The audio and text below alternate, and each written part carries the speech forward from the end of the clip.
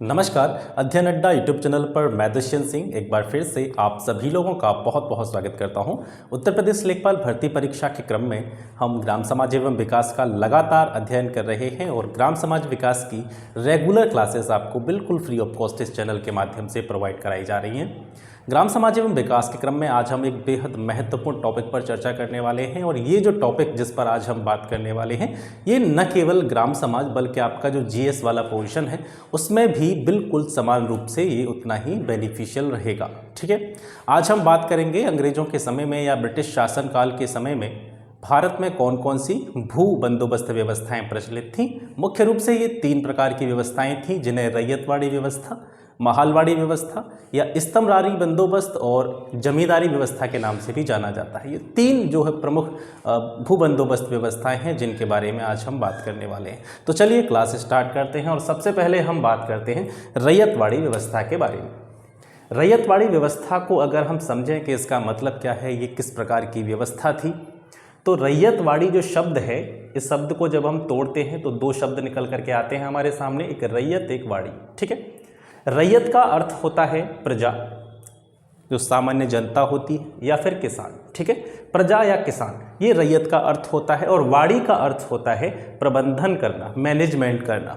ठीक है, प्रजा या किसान के जो भू जमीन से जुड़ी हुई जो समस्याएं हैं, जमीन से जुड़े हुए जितने भी कार्य हैं उनका प्रबंधन करना ही क्या कहलाता है, रैयतवाड़ी व्यवस्था कहलाता है। ठीक है, इस व्यवस्था में यानी जिन तीनों व्यवस्थाओं के बारे में हम बात कर रहे हैं ये ऐसी व्यवस्थाएं थीं जिनके तहत ब्रिटिश सरकार जो है भारतीय किसानों से या जमींदारों से मालगुजारी, टैक्स या लगान वसूल करती थी। ठीक है, अब सरकार जो थी इस व्यवस्था के अंतर्गत क्या करती थी, सीधे तौर पर यानी डायरेक्टली प्रत्यक्ष तौर पर किसके संपर्क में रहती थी, किसानों या प्रजा के संपर्क में रहती थी। और किसान जो थे, जो टैक्स देते थे, लगान देते थे या मालगुजारी देते थे, वो सीधे रूप में किसको देते थे, ब्रिटिश सरकार को देते थे। मतलब हम यहाँ पर ये कह सकते हैं कि इस पूरी व्यवस्था में, इस पूरे कार्यक्रम में किसी भी बिचौलिए का कोई स्थान नहीं था, मतलब कोई भी मीडिएटर इस व्यवस्था में नहीं था, यानी मध्यस्थ का कोई भी कार्य नहीं था। सरकार का सीधा संबंध किससे है, प्रजा से या किसानों से। और किसानों से जो भी टैक्स या लगान वसूल किया जाता था वो सीधे सरकार और किसानों के बीच में या सरकार और उनकी प्रजा के बीच में बात होती थी। ठीक है, यानी प्रत्यक्ष तौर पर किसानों के साथ भू राजस्व का प्रबंधन इस रैयतवाड़ी व्यवस्था में किया जाता था। ठीक है, इसमें जो भूमि का वास्तविक मालिक होता था, जो भी जमीन होती थी, उस जमीन का वास्तविक मालिक कौन होता था, किसान होता था। और किसान को इस भूमि का मालिक होने के नाते कौन कौन से अधिकार प्राप्त थे या क्या क्या वो इस भूमि के साथ करता था, उन चीज़ों को देख लेते हैं। यानी जो किसान होता था इस व्यवस्था के अंतर्गत वो सरकार को लगान देने का उत्तरदायी होता था। ठीक है, यानी सरकार जो भी टैक्स वसूलती थी उससे, सरकार जो भी उससे लगान वसूलेगी, मालगुजारी वसूलेगी, तो वो सीधा किसान से संपर्क करेगी। ठीक है, तो सरकार को लगान देने का रिस्पॉन्सिबल मेन व्यक्ति कौन था, जो भूमि का मालिक होता था, किसान होता था। इसके अलावा इस व्यवस्था के अंतर्गत किसान जिस भूमि पर खेती कर रहा होता था, जिस भूमि का मालिक होता था, उस भूमि को उसे अपने पास रखने या फिर बेचने का अधिकार प्राप्त था। ठीक है, यानी जिस भूमि का मालिक किसान होता था वो उस भूमि को अपने पास भी रख सकता था और आवश्यकता पड़ने पर उसको बेच भी सकता था। ठीक है, ये दोनों अधिकार इस समय पर इस रैयतवाड़ी व्यवस्था के अंतर्गत किसानों को प्राप्त थे। अगर कोई किसान सरकार के द्वारा निर्धारित कर को सरकार को नहीं दे पाता था या उस कर को देने में वह अपनी असमर्थता जताता था तो उसे अपना भूमि का अधिकार जो था वो छोड़ना पड़ता था। यानी हम कह सकते हैं कि अगर कोई भी किसान सरकार को, जो सरकार निर्धारित कर रही है, जितना टैक्स निर्धारित कर रही है भूमि पर, जितना भू राजस्व निर्धारित कर रही है, अगर कोई किसान उसको नहीं दे पा रहा है तो उसको उसकी भूमि से क्या कर दिया जाता था, वंचित कर दिया जाता था। ठीक है, ये तो हो गया इसका प्रक्रिया किस तरीके से चलती थी, क्या इसका काम था। अब ये जो लागू हुई थी, ठीक है, सबसे पहले प्रश्न आता है कि रैयतवाड़ी व्यवस्था कहाँ पे लागू हुई थी, तो 1792 में। ठीक है, 1792 में सबसे पहले इसे लागू किया गया था मद्रास प्रेसिडेंसी में। और मद्रास प्रेसिडेंसी में भी, जो मद्रास प्रेसिडेंसी के अंतर्गत एक जिला आता था जिसका नाम था बारामहल जिला। उस बारामहल जिले में ये सबसे पहले 1792 में लागू की गई थी। यानी शुरुआत में जब ये लागू की गई तो पूरे मद्रास पर ये लागू नहीं की गई थी, ये चीज़ आपको ध्यान रखनी है। 1792 में जब रैयतवाड़ी व्यवस्था मद्रास प्रेसिडेंसी में लागू की गई तो केवल बारामहल जिले में ही ये लागू की गई थी। ठीक है, अब एक प्रश्न आता है कि इस रैयतवाड़ी व्यवस्था का जनक या इसका जन्मदाता किसको कहा जाता है, तो थॉमस मुनरो को रैयतवाड़ी व्यवस्था का जन्मदाता कहा जाता था। और ये जो थॉमस मुनरो था ये 1819 से लेकर के 1826 तक बंगाल का गवर्नर भी रहा था। ठीक है, ये चीज़ें आप यहाँ से देख सकते हैं। 1819 से लेकर के 1826 तक थॉमस मुनरो बंगाल का गवर्नर था। ठीक है, और इसी ने जो है रैयतवाड़ी व्यवस्था का जो है सूत्रपात किया था। 1820 में इस व्यवस्था को पूरे मद्रास में लागू कर दिया गया था। 2 डेट्स आपको यहाँ प्रमुख रूप से याद करनी है। रैयतवाड़ी व्यवस्था कब लागू की गई थी? 1792 में। ठीक है, और उसके बाद में इसको पूरे मद्रास में कब लागू किया गया था? 1820 में। ठीक है, इसमें जो भूमि कर या लगान के रूप में किसान को सरकार को देना पड़ता था वो कितना दिया जाता था? जितनी भी किसान की उपज होती थी उस उपज का 1/3 हिस्सा 1/3 भाग सरकार को लगान के रूप में देना पड़ता था। ठीक है, जैसे जैसे समय गुजरता गया आने वाले वर्षों में कुछ सालों बाद 1864 तक ये जो भू राजस्व की दर थी या भूमिकर की या लगान की दर थी ये 1/3 भाग से यानी लगभग 33% से बढ़कर के ये 50% और उपज के 1/2 यानी आधे हिस्से के बराबर पहुंच गई थी। इससे आप स्वतः ही अनुमान लगा सकते हैं कि किसानों की स्थिति क्या रही होगी। यानी किसान मतलब अपनी जो लागत होती थी भूमि पर जो भी फसल उगाते थे उसमें बहुत सारी लागत आती थी, पानी का खर्चा, ठीक है, बीज उसमें बोना, अपनी मेहनत वो दिन रात उसमें करते थे, उसके हिसाब से जितनी भी उपज होती थी उस उपज का आधा हिस्सा लगभग 50% भाग तो केवल अंग्रेज़ों को या अंग्रेजी सरकार को ऐसे ही दे दिया जाता था बिना कुछ किए। ठीक है, तो किसानों को क्या बचता होगा इसका अंदाज़ा आप स्वतः ही लगा सकते हैं। 1835 में इसे बम्बई में लागू किया गया। ठीक है, ये ध्यान रखेंगे। 1792 में मद्रास प्रेसिडेंसी के बारामहल जिले से ये लागू की गई और 1820 में इसे पूरे मद्रास में लागू किया गया। इसके बाद में 1835 में इसे बम्बई में लागू किया गया। ठीक है, बम्बई में इसलिए बोल रहा हूँ क्योंकि आज के टाइम पे बम्बई को मुंबई कहा जाता है, उस समय पर इसे बम्बई ही कहा जाता था। ठीक है, बम्बई में 1835 में यह रैयतवाड़ी व्यवस्था लागू की गई। इससे जुड़ा हुआ एक प्रश्न आता है कि बम्बई में जब रैयतवाड़ी व्यवस्था लागू की गई थी तो ये किसके बेस पर लागू की गई थी? ठीक है, तो लेफ्टिनेंट विंगेट के भूमि सर्वेक्षण के आधार पर, लेफ्टिनेंट विंगेट के भूमि सर्वेक्षण के आधार पर 1835 में इस रैयतवाड़ी व्यवस्था को बम्बई में लागू किया गया था। एक प्रमुख प्रश्न यहाँ से बनता है कि जो रैयतवाड़ी व्यवस्था थी ये भारत की कितने भूभाग पर या जो कृषि योग्य भूमि थी जिस पर खेती की जाती थी उस खेती के कितने भूभाग पर इस व्यवस्था को लागू किया गया था? तो कुल भूमि का उस समय के भारत की कुल भूमि का 52% हिस्सा 52% भाग इस व्यवस्था के अंतर्गत आता था। ठीक है, तो ये हो गई आपकी रैयतवाड़ी व्यवस्था। यहाँ से जो भी प्रश्न आपकी परीक्षा से पूछे जा सकते हैं, परीक्षा में आ सकते हैं, उनको मैंने यहाँ पर संकलित करने की कोशिश की है। अब इसके बाद में अपनी दूसरी व्यवस्था की तरफ चलते हैं, महालवाड़ी व्यवस्था। इसके जो जनक माने जाते हैं हाल्ट मैकेंजी, 1819 में इसको लागू किया था। महालवाड़ी भी शब्द जो है वो 2 शब्दों से मिलकर के बनता है, महाल और वाड़ी।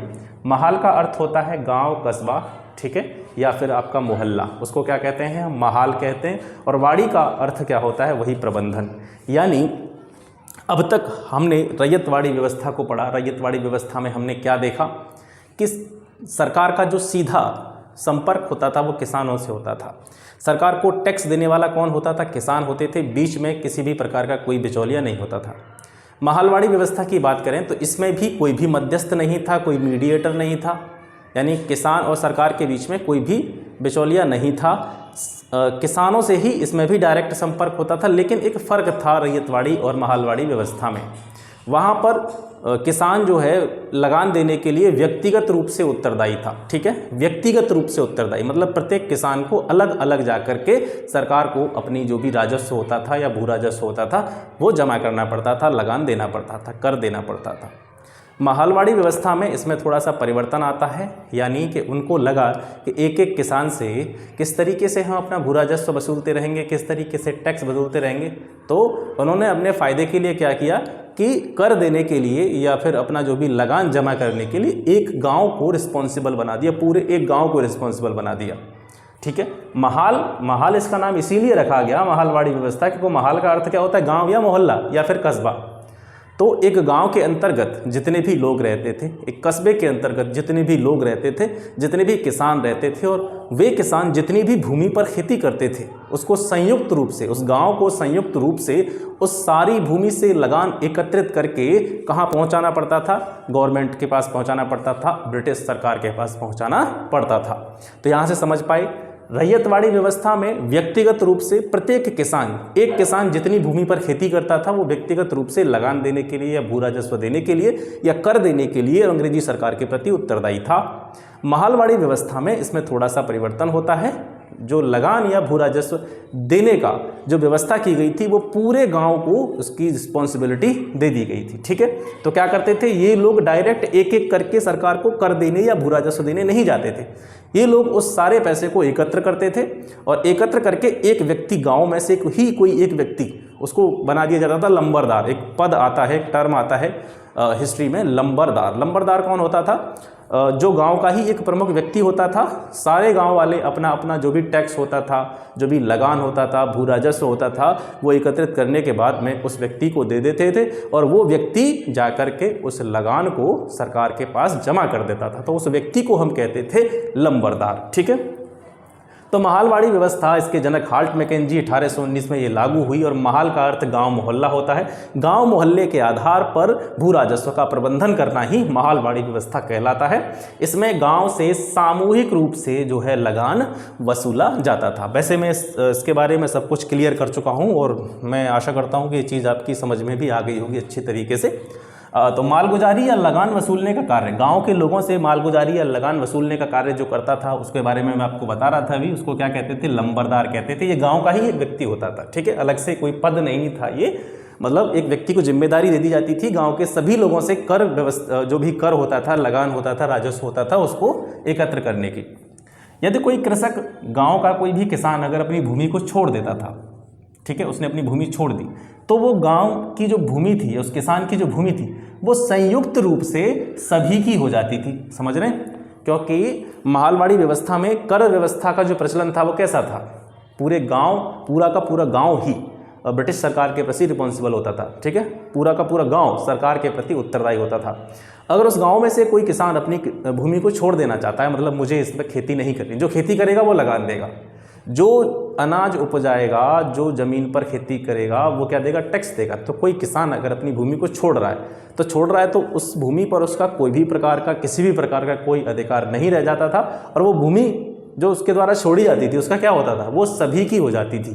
मतलब कहने का मतलब ये है कि आप ये समझ सकते हैं समझने की दृष्टि से कि मान लो कि कितनी भी भूमि उस किसान के द्वारा छोड़ी गई है, उसमें से सभी जितने भी भूमिधर हैं, जितने भी किसान हैं, जितने भी भूमालिक हैं उस गांव के, उन सभी में बराबर बराबर बट गई। मतलब उस भूमि पर सभी का बराबर बराबर क्या हो गया? हिस्सा हो गया। तो वो गांव की ही संयुक्त रूप से जो है भूमि हो जाती थी। ये व्यवस्था उस समय के भारत के लगभग 29% भूभाग पर लागू की गई थी और इसमें से ज़्यादातर हिस्सा जो था वो हमारा उत्तर प्रदेश हो गया, मध्य प्रांत हो गया और पंजाब। इनमें जो है ज़्यादातर हिस्सा इसका था। मध्य प्रांत मतलब आप यहाँ पे कुछ हिस्सा उत्तर प्रदेश का ले सकते हैं यहाँ से, और कुछ हिस्सा आपका जो है मध्य प्रदेश का भी ले सकते हैं। ठीक है, तो इन स्थानों पर जो है लगभग 29% भूभाग पर, उस समय भारत के लगभग 29% भूभाग पर ये जो माहलवाड़ी व्यवस्था थी लागू की गई थी। इस व्यवस्था की सबसे बड़ी खास बात ये थी कि इसमें सिंचाई के संसाधनों के विकास पर बल दिया गया था। आपसे प्रश्न पूछा जा सकता है कि किस भू बंदोबस्त व्यवस्था में सिंचाई के संसाधनों पर बल दिया गया था, सिंचाई के संसाधनों के विकास पर बल दिया गया था? तो वो माहलवाड़ी व्यवस्था थी। आप ये मत समझिए कि अंग्रेज जो थे भारतीय किसानों के प्रति उनकी भावनाएं अच्छी थीं, इस वजह से उन्होंने सिंचाई के संसाधनों के विकास पर बल दिया। इसका सीधा सा तात्पर्य ये था कि अगर वो सिंचाई के संसाधनों का विकास करेंगे, सिंचाई की अच्छी व्यवस्था करेंगे तो खेती भी अच्छी तरीके से होगी और जितना ज़्यादा उत्पादन उतना ज़्यादा टैक्स। ठीक है, जितना ज़्यादा खेती पर क्या होगा, उत्पादन होगा, जितना प्रोडक्शन होगा उतना ही उनको कर के रूप में मिलेगा। तो कहीं ना कहीं इनमें इस व्यवस्था को विकास करने में, सिंचाई व्यवस्था का विकास करने में कहीं ना कहीं ब्रिटिश सरकार का अपना खुद का निजी स्वार्थ जो है वो छुपा हुआ था। अब इसके बाद में आती है सबसे लास्ट वाली, इस्तमरारी बंदोबस्त। इस्तमरारी बंदोबस्त को कई नामों से जाना जाता है, जैसे इस्तमरारी बंदोबस्त कहते हैं इसको, स्थायी बंदोबस्त भी कहते हैं, जमींदारी व्यवस्था के नाम से भी इसको जाना जाता है। अब एक बार थोड़ा सा सब चीज़ को मिला करके देखते हैं। सबसे पहले हमने रैयतवाड़ी व्यवस्था पढ़ी। रैयतवाड़ी व्यवस्था में क्या होता था, किसान सीधे रूप में ब्रिटिश सरकार के प्रति लगान देने के लिए या टैक्स देने के लिए रिस्पॉन्सिबल होता था। माहलवाड़ी व्यवस्था इसके बाद आती है, उसमें क्या चेंजेस होते हैं, उसमें पूरे के पूरे गांव को रिस्पॉन्सिबल बना दिया गया। ये कहीं ना कहीं जो अंग्रेज़ थे उनके पास इन चीज़ों के लिए समय नहीं था, उनको सिर्फ एक ही चीज़ से मतलब था, उनको एक ही चीज़ से मतलब था कि उनके पास कैसे भी करके, कहीं से भी करके, किसी भी कंडीशन में बस पैसा आना चाहिए, धन आना चाहिए, धन की उगाही होकर के उनके पास आनी चाहिए। तो सबसे पहले जब रैयतवाड़ी व्यवस्था चालू की गई थी तो सब लोगों से उन्होंने धन उगाना प्रारंभ किया था। भाई भू राजस्व के रूप में या टैक्स के रूप में, मालगुजारी के रूप में, लगान के रूप में जो भी पैसा आता, पैसा उगाने का ही तो उनका काम था, पैसा ही तो वो उगाना चाहते थे और उसको जो है यहाँ से बाहर भेज देते। ठीक है, अब इसके बाद में उनको ये महसूस हुआ, जब ये माहलवाड़ी व्यवस्था आई तब उनको महसूस हुआ कि एक एक व्यक्ति से कहाँ तक हम पैसा उगाते रहेंगे, कहाँ तक इनके बारे में सोचते रहेंगे। ऐसा कीजिए, एक गांव को ही पूरी जिम्मेदारी दे दीजिए, भैया तुमको टैक्स लेके हमारे पास आना है, तुम जानो। मतलब उन्होंने अपना काम जो है ख़त्म कर दिया, पैसा बढ़ा दिया और अपना काम जो है ख़त्म कर दिया, अपनी जिम्मेदारी ख़त्म कर दी। एक एक व्यक्ति के पास जाने से मतलब है पूरा गांव है अपने आप इकट्ठा कर लो, एक व्यक्ति को दे दो वो हमारे पास ले आएगा, सीधा सीधा सिस्टम बना दिया माहलवाड़ी व्यवस्था में। अब जमींदारी व्यवस्था या स्थायी बंदोबस्त या इस्तमरारी बंदोबस्त था, इसमें कहीं ना कहीं किसानों का ज़्यादा शोषण हुआ जमींदारी व्यवस्था में। इसमें क्या किया गया कि पहले सिंगल आदमी था वो ब्रिटिश सरकार के प्रति रिस्पॉन्सिबल, फिर पूरे गांव को रिस्पॉन्सिबल बनाया। अब क्या इन्होंने किया कि अब भी इनका पैसे से पेट नहीं भरा, तो इन्होंने क्या किया कि भाई लगान जो है कम आ रहा है। हालांकि लगान इनके हिसाब से कम था, यहाँ के जो किसान थे जो खेती करते थे उनके हिसाब से कम नहीं था, उनका तो आधे से ज़्यादा हिस्सा चला जाता था पूरा, जिस पर वो वर्ष भर खेती करते थे, अनाज उगाते थे, और उस अनाज का आधे से ज़्यादा हिस्सा जो है अंग्रेजी सरकार को चला जाता था। जमींदारी व्यवस्था में क्या किया, जमींदारों का प्रादुर्भाव यहाँ से होता है। ठीक है, जो खेती करते थे किसान, वे भूमि के अब वास्तविक मालिक नहीं रह गए थे। इन दोनों व्यवस्थाओं में, माहलवाड़ी व्यवस्था हो, रैयतवाड़ी व्यवस्था हो, दोनों में भूमि का वास्तविक मालिक किसान होता था। ठीक है, अब भूमि का मालिक किसको बना दिया गया, जमींदार को बना दिया गया, और जमींदार के नीचे रहकर जो किसान थे वो खेती करते थे। अब कार्य क्या था, जमींदार को यह निश्चित कर दिया गया, यानी ब्रिटिश सरकार ने जमींदारों को एक उत्तरदायित्व दे दिया, एक रिस्पॉन्सिबिलिटी दे दी, जिम्मेदारी दे दी कि आपको हमारे पास इतना पैसा देना है, चाहे खेत में उपज हो या नहीं हो। इससे भी उनको कोई मतलब नहीं रहा। जमींदारों को सीधे सीधे उन्होंने निर्देशित कर दिया कि आपसे भैया हमको इतना चाहिए। ठीक है, जितनी भी उपज हो रही है उसका इतना चाहिए, बाकी आप लोगों से कैसे वसूलते हो, लोगों से कैसे निकाल कर लाते हो, वो आपकी जिम्मेदारी है। ठीक है, तो इसके बाद में जमींदारों का जो है उद्भव शुरू होता है, जमींदारी व्यवस्था शुरू होती है। सबसे पहले जो जमींदारी व्यवस्था स्टार्ट करी गई थी 1790 में, इसका नाम था जॉन शोर व्यवस्था। ठीक है, जॉन शोर व्यवस्था के नाम से ये प्रारंभ में शुरू की गई थी, बाद में इसका नाम जो है इस्तमरारी बंदोबस्त या स्थायी बंदोबस्त रख दिया गया था। जनरली हम कह सकते हैं कि जो व्यवस्था थी, ये पूरी व्यवस्था थी, ये लॉर्ड कॉर्नवालिस के समय में प्रारंभ की गई थी, और इस व्यवस्था को लागू करने में किस व्यक्ति ने सिफारिशें दी थी, तो वो जॉन शोर था। यानी जॉन शोर की सिफारिशों के आधार पर लॉर्ड कॉर्नवालिस ने 1793 में बंगाल में इस्तमरारी व्यवस्था या स्थायी बंदोबस्त व्यवस्था या फिर जमींदारी व्यवस्था को लागू किया गया था। यानी ये सबसे पहले कहाँ पे लागू हुई थी, बंगाल में लागू हुई थी। इसके बारे में मैं आपको बता चुका हूँ। ब्रिटिश सरकार के द्वारा सीधे सीधे जमींदारों को रिस्पॉन्सिबल बना दिया गया कि आपसे हमको इतना पैसा चाहिए, आप उसको लोगों से कैसे वसूलते हैं ये आपकी जिम्मेदारी है। ठीक है, तो ये जो पूरी व्यवस्था थी ये उस समय के भारत के यानी तत्कालीन भारत के लगभग 19% भूभाग पर लागू की गई थी। भू राजस्व की वसूली की जिम्मेदारी किसको दे दी गई, जमींदारों को। अब किसानों से भू राजस्व कौन वसूलता था, जमींदार। यानी पहली दोनों व्यवस्थाएं जो थी, चाहे रैयतवाड़ी व्यवस्था की बात करें या माहलवाड़ी व्यवस्था की बात करें, उसमें सरकार और किसानों के बीच में या सरकार प्रजा के बीच में कोई भी मीडिएटर नहीं था, कोई भी मध्यस्थ नहीं था, बिचौलिया नहीं था। यहाँ पर बिचौलिया के रूप में जमींदार की नियुक्ति कर दी जाती है। सरकार का सीधा किसानों से संपर्क नहीं रहा, सरकार को किसानों से मतलब ही नहीं रहा। आप कैसे खेती कर रहे हो, कितना जो है उत्पादन हो रहा है, आप में कितना उगा रहे हो, आप कैसे खेती कर रहे हो, आपके पास व्यवस्थाएं हैं या नहीं है, इससे सरकार को किसी भी प्रकार का कोई मतलब नहीं रहा। सीधा मतलब उनको ज़मींदारों से हो गया और ज़मींदार किसानों और सरकार के बीच में एक बिचौलिए की तरह, एक मध्यस्थ व्यक्ति की तरह, मीडिएटर की तरह कार्य करने लगा। ठीक है। अब जो जमींदार संग्रह करते थे किसानों से, जो भू राजस्व का संग्रह करते थे, भू राजस्व इकट्ठा कर देते थे, उस भू राजस्व का यानी कुल संग्रह राशि का 89% सरकार को जाता था। अब देखिए यहाँ से आप समझेंगे, जितना भू राजस्व जमींदार इकट्ठा करके लाते थे, किससे, गांव वालों से, किसानों से, उसका 89% हिस्सा ब्रिटिश सरकार को जाता था और बचा हुआ 11% हिस्सा जमींदार खुद अपने पास रख लेते थे। ठीक है। किसानों को तो बेचारों को कुछ मिलता ही नहीं था। किसानों या जमींदारों पर सूर्यास्त कानून लागू कर दिया गया था। इस व्यवस्था के अंतर्गत सूर्यास्त कानून क्या होता था कि भू राजस्व इकट्ठा करने की या देने की एक निश्चित तिथि बनाई जाती थी, एक डेट निश्चित करी जाती थी और उस डेट, सूर्यास्त कानून का मतलब ये था कि उस डेट को जो निश्चित करी गई है कि इस तारीख तक आपको भू राजस्व लगान या जो भी आपको टैक्स कर देना है वो इस तारीख तक दे देना है और इस तारीख के सूर्यास्त से पहले दे देना है। सूर्यास्त कानून का मतलब ये था। ठीक है। सूर्यास्त यानी सूर्य अस्त होने से पहले तक उस तिथि को जो निश्चित की गई है भू राजस्व को जमा करने के लिए, उस तिथि के सूर्यास्त से पहले तक आपको ये सारी चीज़ें यहाँ पे जमा करनी है। किसानों को जमींदारों को जमा करनी है और जमींदार को जो है सरकार को जमा कर दे। एक तरह से हम कह सकते हैं डेडलाइन थी ये। सूर्यास्त जो कानून था, एक तरह से टैक्स देने की, राजस्व जमा करने की डेडलाइन निर्धारित की गई थी। ठीक है। और सूर्यास्त के समय तक जब भी अगर कोई टैक्स वगैरह जो वसूली नहीं हो पाती थी या सरकार तक नहीं पहुँच पाता था तो इसके ऊपर अतिरिक्त भार जो है इनके ऊपर डाल दिया जाता था। ठीक है।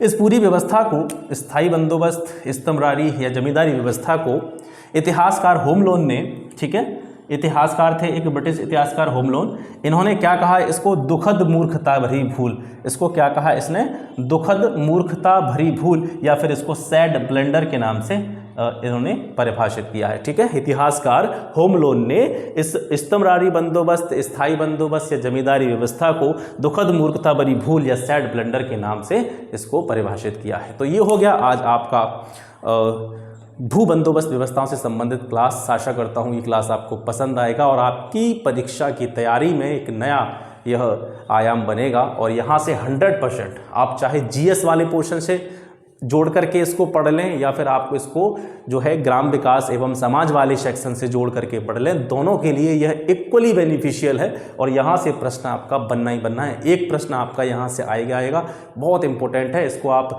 चाहे तो पहले आप इसका एक स्क्रीनशॉट ले लें, उसके बाद में आप इसके जो है नोट्स आसानी से बना सकेंगे। और ये क्लास थोड़ा सा लेट हो गई है, इसके लिए मैं माफ़ी चाहता हूँ कि इस क्लास को देने में थोड़ा सा समय हो गया। 2 दिन से ग्राम समाज एवं विकास की कोई क्लास नहीं आ पाई है, थोड़ा स्वास्थ्य खराब चल रहा था। अब लगातार जो है कल से आपको ग्राम समाज और सामान्य अध्ययन जीके जीएस की क्लासेस जो हैं वो रेगुलरली आपको मिलती रहेंगी। अभी परीक्षा में समय है, परीक्षा में थोड़ा सा समय है तो समय भी काफ़ी है आपके पास, रिवीजन के लिए भी काफ़ी समय है, तो इसको आराम से आप कवर कर सकते हैं। बिल्कुल चिंता न करें, एग्ज़ाम से पहले आपका ग्राम समाज विकास का सिलेबस जो है वो कंप्लीट जब मैंने कहा है तो मैं करा दूंगा। आपको किसी भी प्रकार की कोई चिंता करने की ज़रूरत नहीं है। तो फिर मिलते हैं आपसे नेक्स्ट वीडियो में, तब तक के लिए नमस्कार, जय हिंद।